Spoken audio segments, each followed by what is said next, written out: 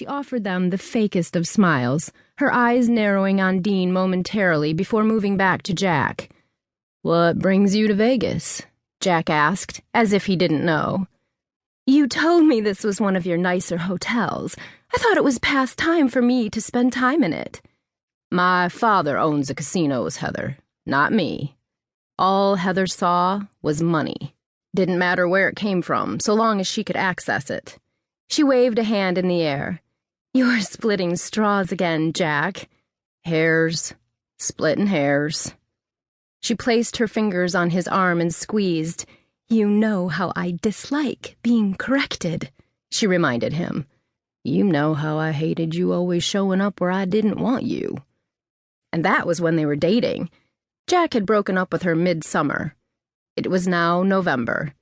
She leaned in and whispered in his ear, "Can we find a moment alone?" He loosened his tie and tilted his Stetson back on his head. "We're in the middle of a bachelor party, Heather." Dean tossed back another tequila and sucked on a lime. "Won't take but a minute, darling." "It hurts to smile when you're gritting your teeth." Jack forced his jaw to unclench at her syrupy endearments. He remembered the day he put a halt to their brief affair.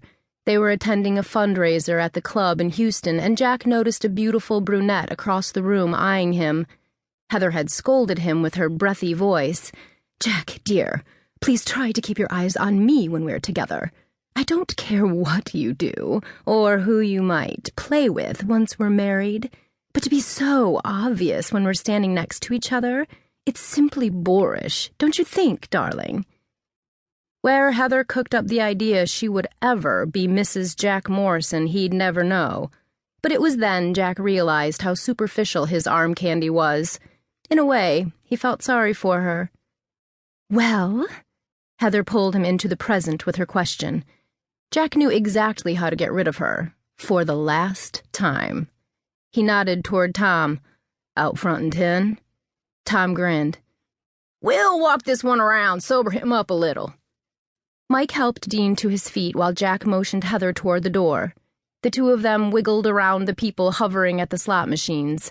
Someone at the craps table yelled out, and the crowd around him cheered. An older woman leaned back in her chair as Heather walked by and brushed against her. Heather scowled and muttered something ugly under her breath. "Excuse me, miss." Heather tilted her jaw higher, said nothing, and walked away. The older woman looked genuinely sorry, but at a loss for words. Embarrassed, Jack took Heather by her arm and led her outside under the bright lights of the valet parking lot. The valet noticed him and snapped to attention. Before the valet moved a foot, Jack waved him off. "So, what are you really doing here, Heather?" She angled her head to the side and painted on a smile. "I don't like where we've been lately, Jack. I miss you." Jack held his ground when she moved forward. "There isn't any we any longer. I thought I made myself clear." "I've given you a break. Now I want the break to be over." She slid her hand over his chest. He stopped her by holding onto her wrist. "I didn't ask for a break. I said we were over. We don't want the same things." He didn't want a trophy wife, and that was all Heather could offer. The edges of her lips fell into a pout. "We know the same people, play in the same circles. We're perfect for each other." "No, we're not. I want someone to be with me for more than my wallet. We both know that woman isn't you." Jack noticed the diamond-studded bracelet hanging off her wrist.